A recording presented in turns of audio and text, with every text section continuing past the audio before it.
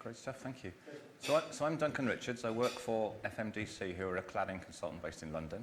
We're doing 5 or 6 projects with you, and Hodder is the only person here. So I don't know if that's a good thing or a bad thing. Probably a bad thing. Everyone knows me, so they thought, definitely don't want to come, so thank you, Hodder. So a tiny bit about the company to start with. So we're about, I actually never know how many people work for us. I think it's about 22. A lot of ex-Arup people.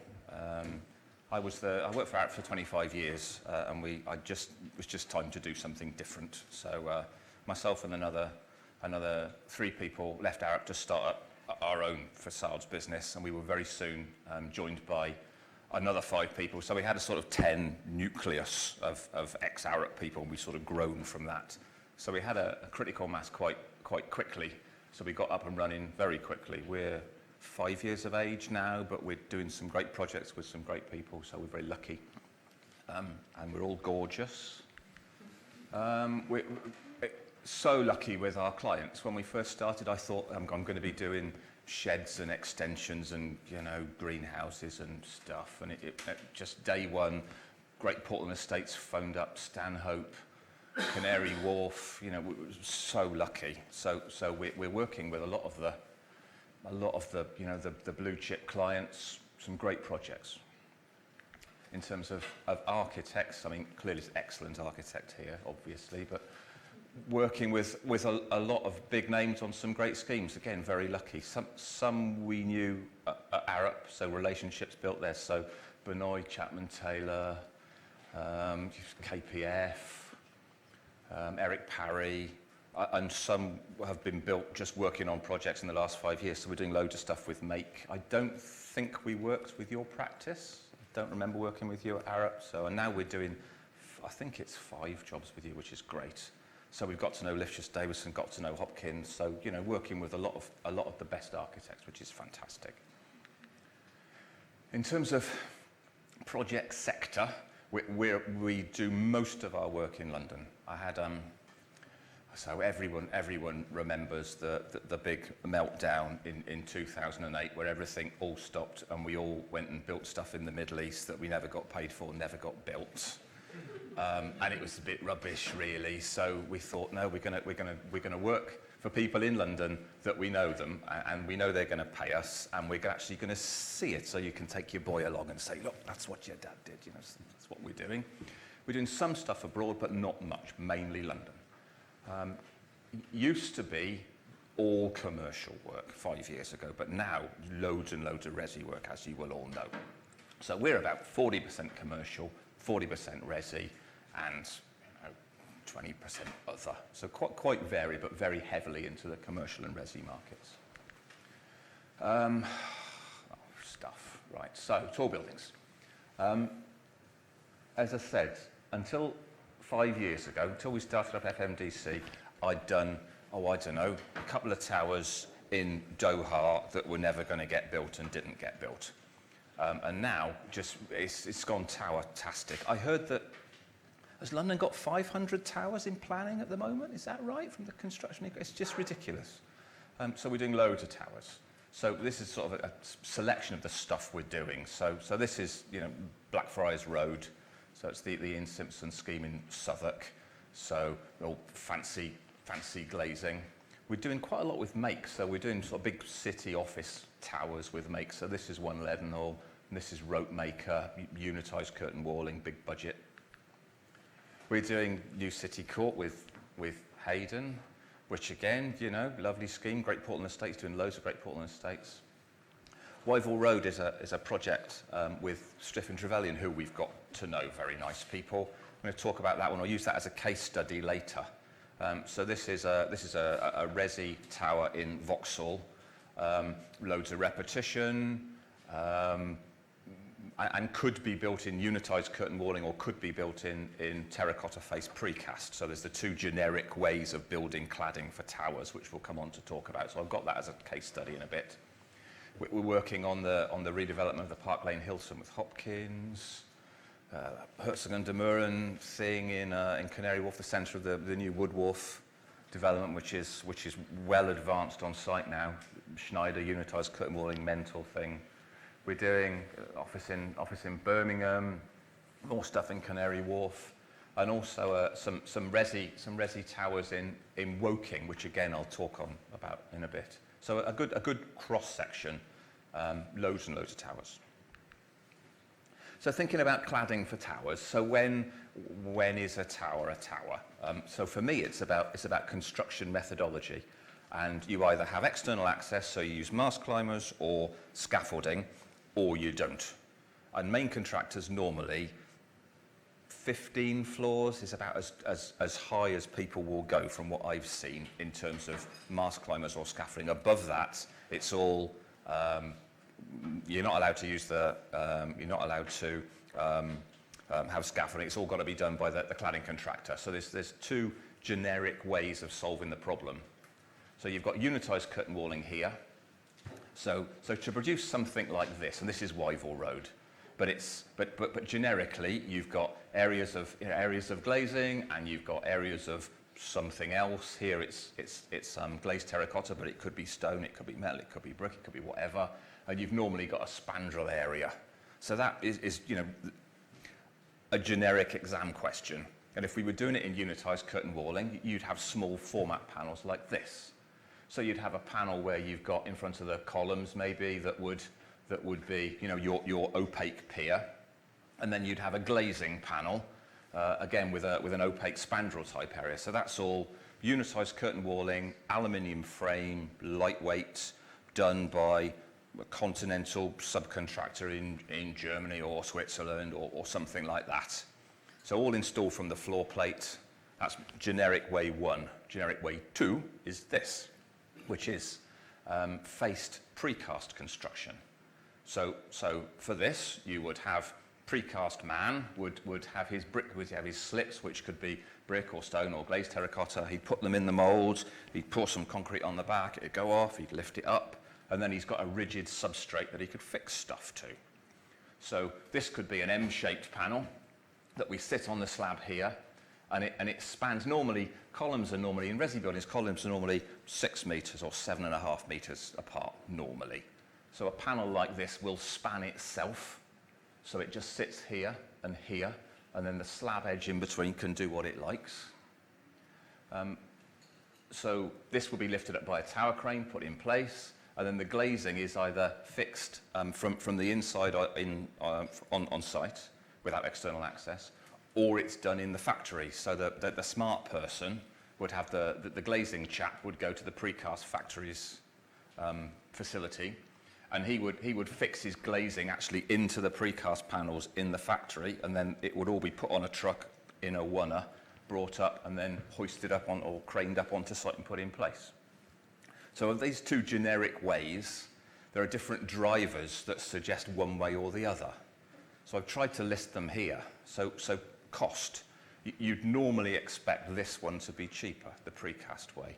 This is done in a fancy German factory, all super precision, quite expensive. This is concrete in a factory in the UK. It's totally different cost base. This is normally cheaper, not always. Thermal performance, not important, less important for office, but super important for resi. We're doing loads of resi at the moment. This one is normally better. You get a lot of framing losses here. So this unitized curtain walling is all about aluminium profiles and stuff fixed to aluminium profiles. And they are thermally broken, which is plastic blocks, but you get a lot of heat going through them. So framing profiles is the devil's work for thermal performance. This is just a lump of concrete with a lump of insulation on the back, and there's very few thermal bridges. So this one generally is better for thermal performance.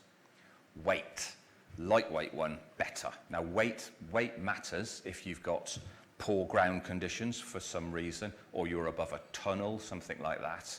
So that might mean that the structural engineer is struggling to support the extra weight you get from a precast panel. So that might push you down this road. Program risk. You have these fellas are big heavy boys that are lifted up by a crane. So you'd be worried if you were on a windy site. Remember, these are towers we're talking about. So windy site, you'd be worried about winding off. So it's too windy to use the tower crane.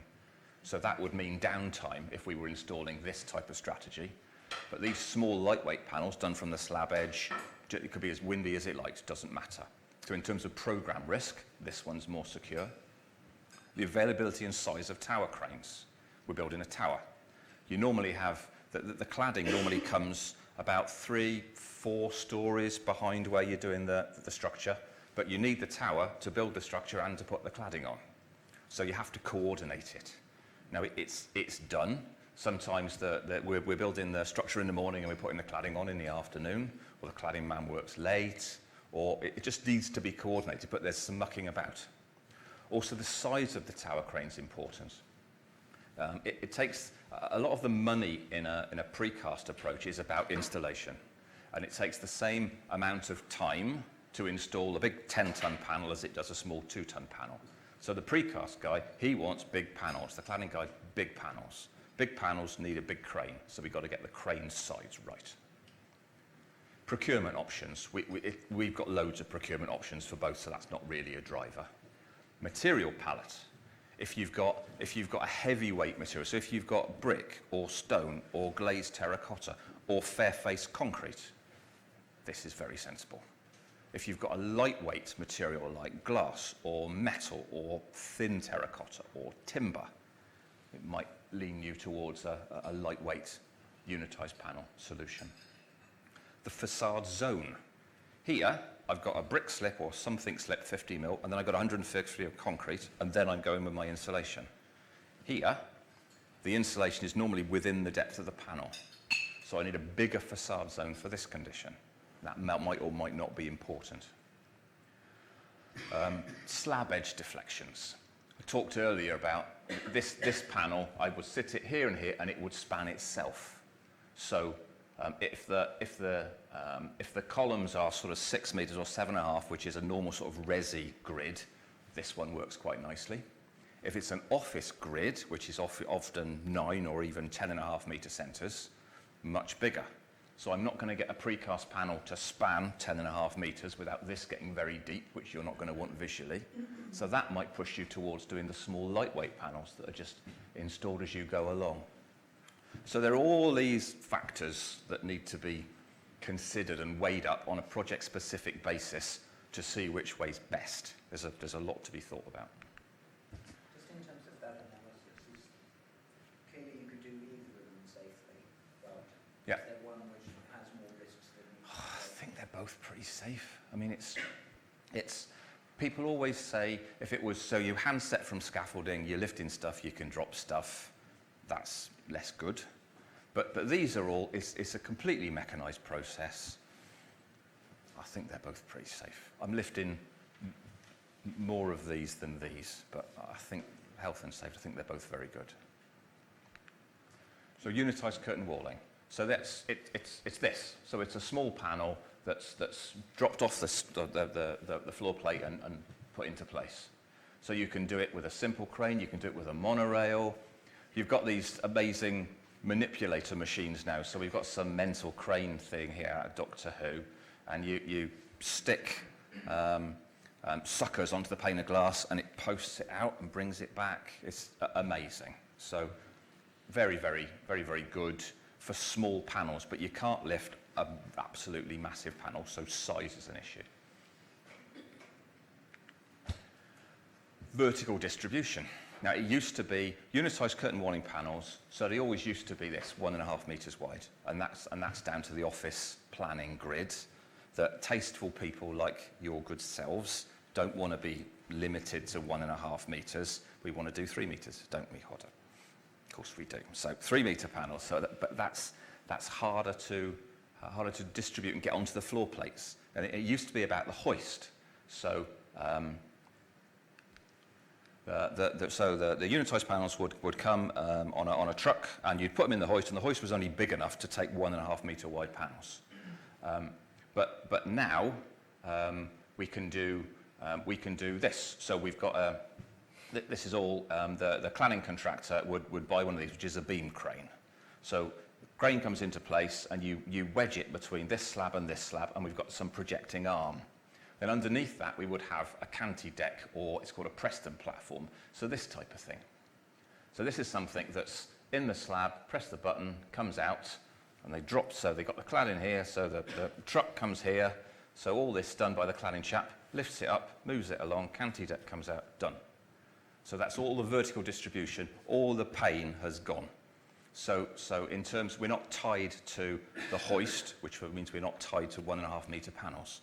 So the flexibility to use 3 metre panels is there now, which it didn't used to be. So that's a plus. So for unitised curtain walling panels, you can have 1.5, you can have 3, 4.5's a bit fruity, but you know we're not limited to small format anymore. Thinking about precast panels, so precedent. So it'll be something like this. So this is Rathbone Place, which is a make project, half office, half resi that's built now. But this is a stone-faced precast panel produced by Leveld in Belgium, and these ones weren't pre-glazed, but they could have been. So they come to site on the back of a truck, and they've got them in stillages like this. So stone on the front, concrete on the back. And they're just hoisted into place and put on the building. There's more precedent now. There didn't used to be that much precedent for precast for high-rise buildings. The oldest one that I know in London is the Pan Peninsula, which is a residential building done by Canary Wharf. So big building. This I don't know how many years, 20 years ago, good distance, good time ago. But then this is one that's just been built for Argent. So again, student resi. So increasing amount of precedent, but less than office unitised solutions. Now this is a watch it. So this is a resi tower that we're involved with in Woking. So lots of repetition. We've got stone cladding here, and we've got punch windows, so sort of double story height reading. So we've got glass, metal panel, glass. So this is stone. So we were thinking, so it's Woking, so it's not central London cost plans, and it's outside central London, and traditional build is what main contractors want to do, we were thinking. So we were pushing this down the route of mast climbers and traditional handset construction. So we looked at this building as precedent. So it's one that's been completed a couple of years ago, Mount Anvil with the developers and main contractors. So look, it's the same. So we've got stone cladding that was done. So this will be SFS behind here, handset stone, and windows fixed from the inside. But you have mast climbers to get external access. So this was our strategy, and that was the thinking behind it. Going down this road, and then it was tendered to main contractors. And McAlpines were the one that were keenest to do the job, and they were having absolutely none of it. So it's going to be stone-faced precast. We're not doing mast climbers. Don't be ridiculous. And the project got pushed from this build strategy to stone-faced precast. So anything over 15 floors, 10, 15 floors, I think you're going to really struggle to get it done as a handset from mast climbers or scaffolding now. It's got to be either precast or unitised curtain walling. If it was 15 stories, so mast climbing is still considered feasible. Yeah. What's the sort of budget cost comparison? There's so much smoke and mirrors, and people can get the answer that they want just by massaging things. You would think that cost plans less in the regions. Cost plans in the regions are normally built from mast climbers and scaffolding. So you would think that's cheaper. But there's a load of soft issues which are hard to quantify. So tight in a city site, you don't want loads of trucks coming around, you don't want scaffolding, you just want a truck to come in, crane to lift the panel up, put it in, gone. So there's no, if you've got handset construction, there's skips, there's waste, there's just, I need an area on site to put all my stone down, all my bricks. Nowadays, getting skilled labour is really hard. There are only so many bricklayers on the planet, and they all work here. for a bit. So it's really hard. So a lot of main contractors, they're just pushing it down the route of factory production. It's what I found. But on this one, we thought, you know, look, that's the same as that. That's just been built. It's Woking, for God's sake, it's not the city. Surely I need to think about cost. But the main contractors were having none of it. So, if we were doing pre-glazed donut panels, this is what main contractors want to do, and it is quite smart. So this is Techcrete, who are an Irish precast subcontractor. So this is a resi tower in Docklands area of Dublin. So it's brick and concrete, effectively. So they're producing panels like that. So this is a brick pier with a concrete substrate at the back. We've got a concrete framing around the outside, concrete sill.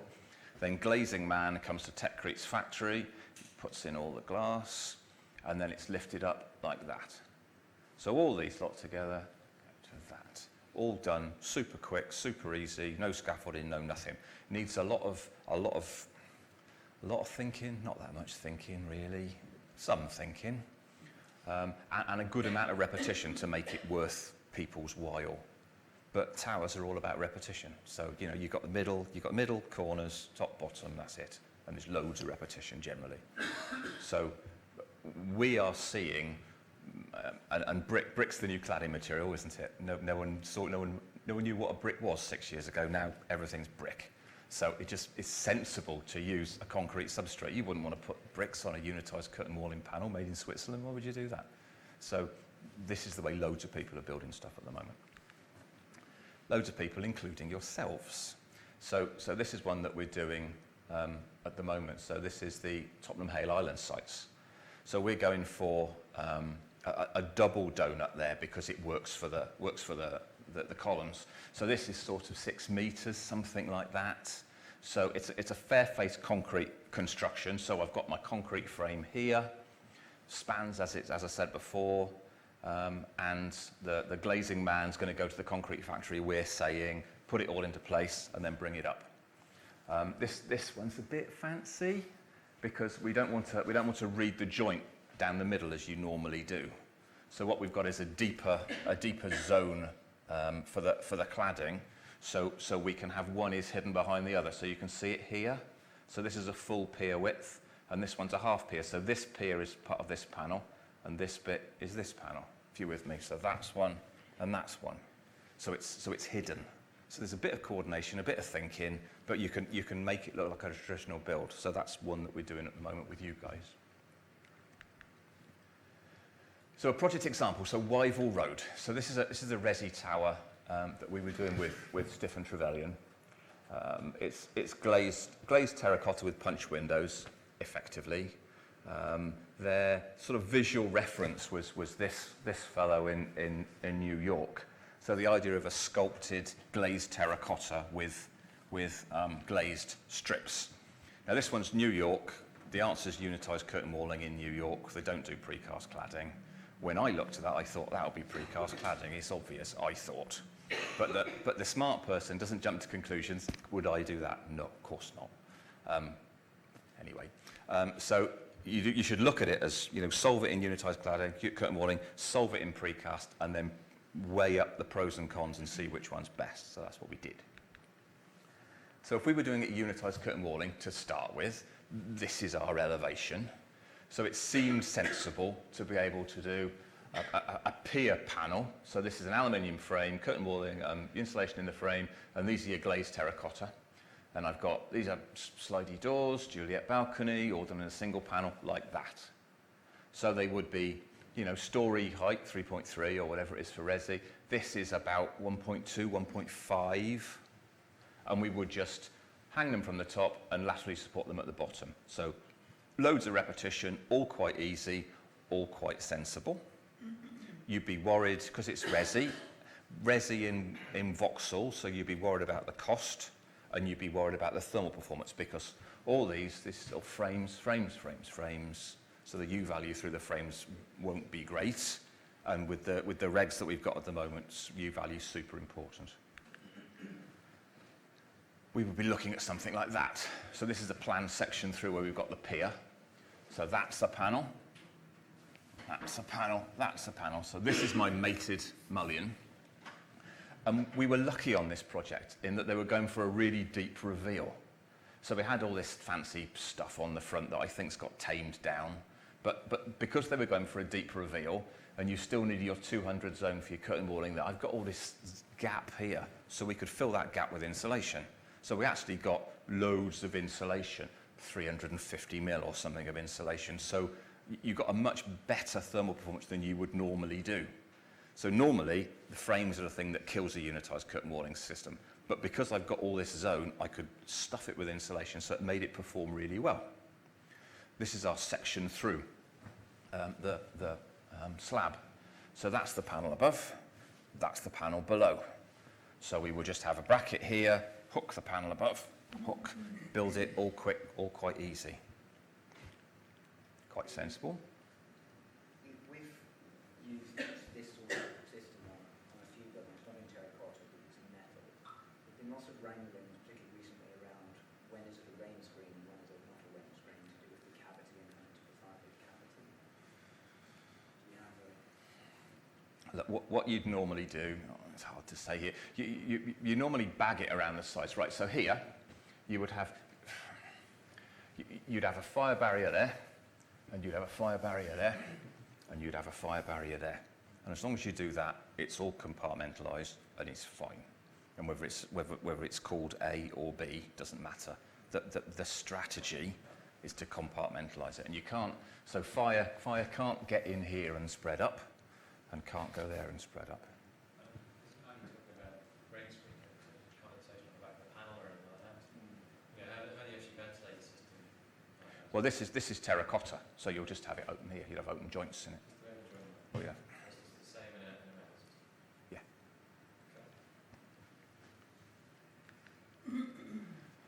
So then we thought we'll look at it as pre-glazed donuts, and this is what I was expecting we would end up doing. So we want a panel that spans between the columns. So I've got a column here and a column here, and the vertical joint is always the one that gives it away. But because we've got this modelling in the terracotta, it's perfect. I can hide a joint there. So that's what we thought we would do. So we would have a double bay, double donut. This would be, glazed in the precast factory. I'd come and sit it on the slab here and here, and I would restrain it with a local rod to the slab at the top. Dead easy, quick to build. And this was a model that we built up actually from the sketches, so from this. And the model looks exactly the same. So you can build something that looks exactly the same using these two different strategies without any difficulty. So look at the sections again. So this is a plan section where we got the column. So the construction is the glazed terracotta, and I've got 150 concrete. I've got insulation, then I've got a gap, and the gap back to the structure's between 25 and 50, and then I've got the structure. So the fact that I don't have any sort of thermal losses here, it's just constant insulation all the way through. That's great thermally, but I've only got this amount of insulation.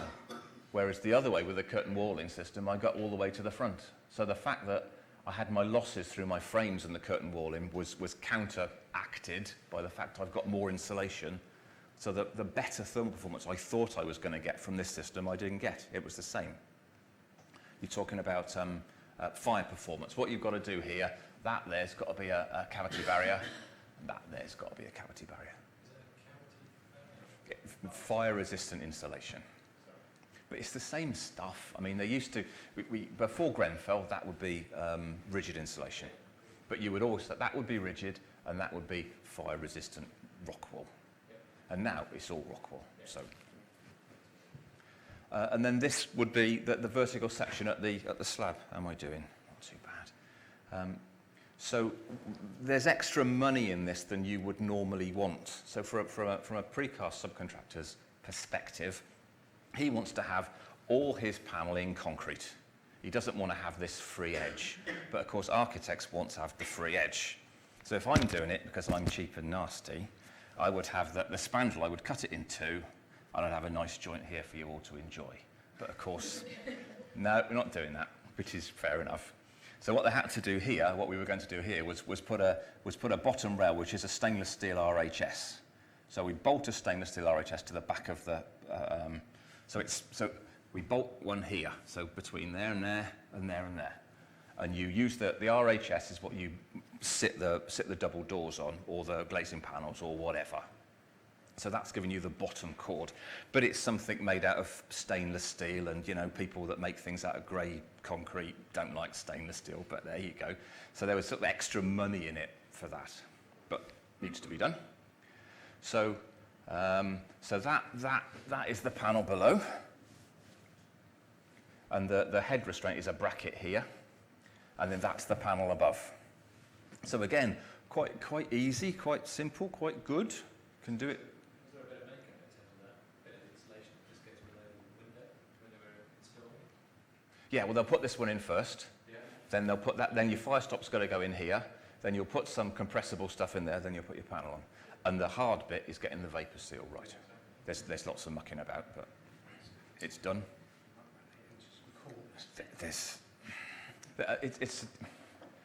The other way is done in a factory in Switzerland and Germany. This way is done by a numpty from the UK, and it's a bit cheaper. But, you know, can be done, is done frequently. Bit of thinking, bit more paying attention on site. Wasn't this building modular? No. Yes, it was going to go modular, but then it got canned. Yeah, it didn't happen. So, I was thinking thermal performance was going to be the big thing to push it towards precast, but it wasn't, because I had the extra space for insulation at the front. But you can look here. This is the plan section through. This is the unitised way. The plan section where we got the slab here. So you can see this is the stack joint mullion, and you can see the losses through here. What you want to see is, you know, very little change in the thermal envelope. So this is the precast one, no change at all. So it's better, but because I had the extra insulation, didn't matter so much. So then I've actually chosen colours that look the same, haven't I? Anyway, it doesn't matter. So we assessed the drivers. So we solved the problem in two different ways, and then we looked at what mattered. So in terms of cost, you would have expected the precast one to be a lot cheaper. So we spoke to a couple of our precast mates, and we spoke to a couple of our unitised curtain walling mates. And the precast was cheaper, but wasn't massively cheaper. And it was about having the stainless steel bottom rail, and also because they were a bit scared of the glazed terracotta. So there wasn't a definite steer. So you can have, so if I'm buying stuff from MBK or Merding that's not a fancy shape, everyone knows about it. It's quite cheap, it's quite easy. But this, we've got fancy shapes. So are we going to get it from, you know, Boston Valley? How hard is this? Is it going to be faience? What is it? And they were a bit scared. So there was risk money put on that. So this was, I think the precast was £1,000 a square metre, and the unitised was 1,100, 1,200, something like that. But the cost plan was of a level that allowed us to keep going with the unitised if we wanted. Thermal performance. I thought the precast would be a lot better, but because of that extra zone, it actually wasn't that much difference. There wasn't a big reason to go precast. Weight, that mattered on this project. Strangely, the ground conditions weren't great, and they had really long piles to actually get down to any decent ground. So the structural engineer was bleating from day one about get the loads down, get the loads down, get the loads down. So that was a big driver, because putting a big heavy precast facade, he wasn't happy, and it was extra length on his piles that was going to cost money. So that one mattered on this project. Procurement options, I said before, different people could do both, not a problem. Slab edge deflections wasn't so much of a big issue, because it was resi and I had my 6 metre grid. This works or this works, similar. The facade zone, because I had the deep reveal, it meant that the unit, you normally win with a unitised panel, because on the precast panel I've got my thick concrete that I have to fit in. The unitised panel is normally thinner, but because the architect wanted the deep reveal, I'd got a deep panel anyway. So that wasn't a particular driver. Crane usage was. The main contractor and the client used to work for a main contractor. He was obsessed with cranes. So oh my God, I remember this one, and there was wind all the time, and I couldn't do that. Oh, cranes, cranes, cranes. So he was obsessed with cranes. So having something that I didn't have to use the cranes was a big thing for him. So that was a big tick in the unitized curtain walling box. And that's program risk as well. Very, res is all about build it quick, get it on the market. So program risk as well. If I'm not using the crane, I don't have to worry about wind. I don't have to do the big coordination. Am I building the frame? Am I installing the cladding today? And then precedent. People like precedent. If they could see something that's been done this way for a long time, you've got confidence. If you're trying to get them to do something different, they think, oh, why, oh, God. So there's a lot more precedent for unitized curtain walling for towers. So for this, we went down the unitized curtain walling route. And the main things were clients' obsession with cranes, and also the ground conditions were really bad, so we wanted a lightweight facade. And the big savings I thought I was going to get from thermal performance and cost didn't materialize. So there's no reason to do this, so we went there. Just a point on the precedent. Yeah. Are they effects much on the design life of soft tissue, like sealants and gaskets? Because they usually maybe like 20 years at most, but in residential, the lease often go up to 99 years. I think a double glazed unit's going to last 25 years. Gaskets are going to be replaced after 25 years. That's what's going to happen. So when they replace the data, will be a big operation. Well, it's the same anyway. I mean, this for the glazing is the glazing in any system. The unitized curtain walling thing, that one's got more gaskets. So in terms of replacement, this one is less good. The way they seal panels, precast panels, is they've got these massive panels, so they only have seals around the outside, where here it's loads and loads of seals. And then the seals around the perimeter are normally just double wet seals put in from the front. So it's very low tech, it's easy to replace. So in terms of ongoing maintenance, this is probably better. But it's not a massive driver from what I've seen. And then that's it. 40 minutes. So you've been asking questions sort of through. Come on, you must have some more. Mace are doing something interesting with a pair of towers in Stratford East Village with a kind of portal frame sheds that jacks up. Yeah, that's Lend-Lease. Lend-Lease did it on. I think it's the first time that this technique has been tried in the UK. It's got a couple of gantry cranes inside it. So Move it up. yeah. Yeah, Lend-Lease had done it. What's that allowing them to do that they couldn't do? External access on a tower. And it was, there was a project that wasn't one of ours, but they had precast balconies, so loads of people, so resi, balconies are good, people like concrete finishes to the balcony, rather than just metal panels because they look a bit rubbish. So concrete finish. So the way to do that is to have a precast concrete balcony and then have the bars sticking out, and you crane it up into place, put it on the table, and then cast the slab onto the back. So it's integral with the slab. So that was the idea on this Lend-Lease project, which I think was Stratford. I think it was. Are you sure it was not Towers that? I'm thinking of, which I see Yeah. almost every week, Yeah. they don't have balconies. Okay, but anyway, so this climbing platform, it had some funny name. The International Quarter in Stratford. That's it. Yeah, that's it. That's the one, and then they jacked the facade, and they jacked the it was some sort of hanging thing like this, and there was a trailing thing, so if you dropped something, it caught it, and they just jacked it up.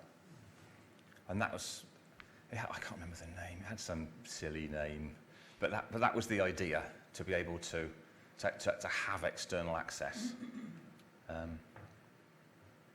I think that's useful for, so where you've got the projecting balconies and you have to put on handrails, because people like their glass balustrades around the outside, and you sort of need external access. It's kind of hard.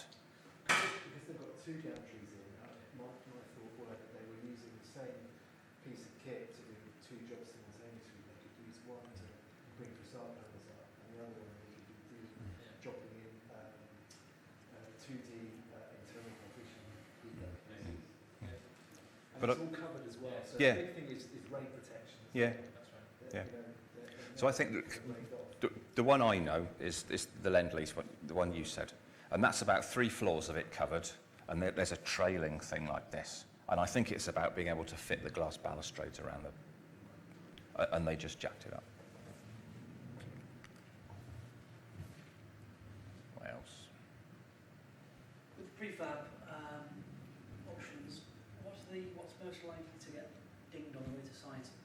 I guess the days of kind of glazing being fitted and then arriving cracked is Oh. least that now. But what's the biggest risk there kind of quality if you're looking at full prefab? I just think for the double concrete sandwich panel, Hmm. windows are glazed in. Hmm. And it was trained at the hotel, and the Yep. inside finish was so good it was painted. Yeah.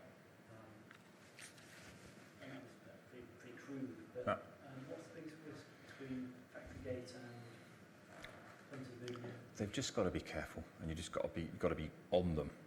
So it's worse for a precast solution, because if this was a beautiful faience glazed terracotta tile and we cast in concrete on the back and someone whacks it, then you have to cut this off and then you have to fix it back on. You have to hand fix it back on, which is quite difficult to do in the zone.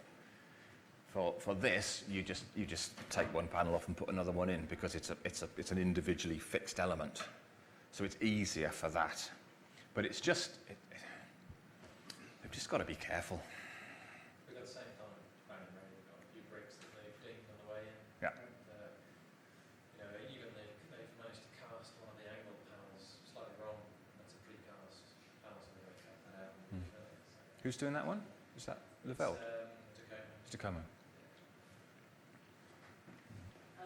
Boring question about weathering. If you've got a flipping Blackfriars Tower there, Yeah. do you drain the facade at intervals? Or is it just all kind of splitted down the outside? Oh, it depends. I mean, balconies, you normally drain, you worry about balconies for drainage, and that's about the size. This one isn't. There aren't any here. You never really know. I mean, you're 240. There was, worried about how you were going to collect water. In some places, it's obvious it's going to happen, and in others, you don't know. I worked on the GLA building with Foster's a million years ago, the City Hall thing, and you never knew what was going to happen with the water until Boris is in there, as he was then. And there are some windows, because of the shape, you get some sort of weird streaking. It's difficult to predict. You wouldn't specifically have the southwest and that a lot of area there of rain against it. No one ever puts a gutter in halfway down. Or... I've worked on some projects. That one is all about a smooth form. So putting gutters in a smooth form was bad. I've worked on I did another one with Ian Simpson years ago, which was a stealth slug, no less. And it was an office building in Chester, which didn't get built, which was a shame. But it was a sort of triangulated thing, and that had very obvious places to put gutters. So that was going to be unitised curtain walling, but where we had the crank, we always put a gutter at the crank, because you can have a metal panel there anyway. So it was a gutter that we recessed into the curtain walling panel. So it was quite clever, and we just drained it at every level. So it sort of depends. If it works for the architecture, and something that's got a very definite crank, I mean, you don't have a problem when you get loads of rain, because the water just goes. Your problem is when it's a bit rainy and a bit rubbish, and then it just streaks. So there you try and put one in, but if it works for the architecture, you do it. And if it doesn't, more difficult.